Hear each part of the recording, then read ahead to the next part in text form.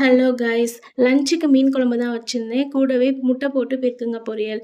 காரைக்கால் போகும்போது இங்க வந்து சூப்பும் வடையும் சாப்பிடுவோம். ரொம்பவே டேஸ்ட்டா இருக்கும். நம்ம என்ன கேட்குறோமோ அதே ஃப்ளேவர்ல குடுப்பாங்க. அதாவது நம்ம துளசி அந்த மாரி கேட்குறோம் அப்டின்னாக்கா, அதோட லீஃப் மட்டும் அந்த இதில போட்டு குடுப்பாங்களே தவிர, சூப்பு பேஸ் ஒண்ணா தான் இருக்கும். ஆனா சூப் ரொம்பவே டேஸ்ட்டா இருக்கும். வீட்டுக்கு வந்ததும் டின்னர்லாம் முடிச்சுட்டு பாத்திரம்லாம் நீட்டா கழுவியாச்சு. நைட்டு எவ்வளோ மணி நேரம் ஆனாலும் பரவால்ல, பாத்திரம்லாம் கழுவி வச்சுட்டு தான் தூங்குவேன்.